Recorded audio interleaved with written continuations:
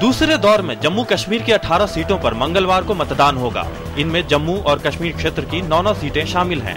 जम्मू क्षेत्र में रियासी, उधमपुर और पुंछ जिलों की 3-3 सीटों पर वोट डाले जाएंगे, जबकि कश्मीर घाटी में कुपवाड़ा जिले की 5 और कुलगाम की 4 सीटों पर 2 दिसंबर को मतदान होगा। दूसरे दौर में कुल 175 उम्मीदवार चुनाव मैदान में हैं। इनमें जम्मू कश्मीर पीपल्स कॉन्फ्रेंस प्रमुख सज्जाद गनी लोन हंदवाड़ा से और नेशनल कॉन्फ्रेंस के मीर सैफुल्लाह कुपवाड़ा से चुनावी मैदान में है। इसके अलावा गुल अरनास सीट से कांग्रेस उम्मीदवार एजाज अहमद खान, उधमपुर से नेशनल पैंथर्स पार्टी के बलवंत सिंह मनकोटिया और लंगेट से अवामी इत्तेहाद पार्टी के प्रमुख अब्दुल राशिद शेख प्रमुख उम्मीदवार हैं।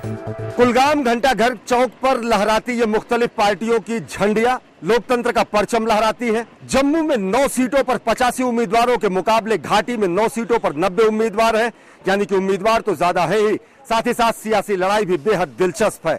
निष्पक्ष चुनाव की सारी तैयारियां मुकम्मल है। झारखंड में दूसरे दौर में 20 विधानसभा सीटों पर वोट डाले जाएंगे।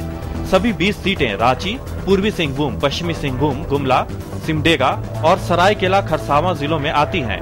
इन क्षेत्रों में राज्य के विकास के अलावा स्थानीय मुद्दे हावी रहे और प्रत्याशियों ने इन्हीं मुद्दों के आधार पर मतदाताओं से समर्थन की मांग की। दूसरे दौर में झारखंड में कुल 223 उम्मीदवार चुनाव मैदान में हैं।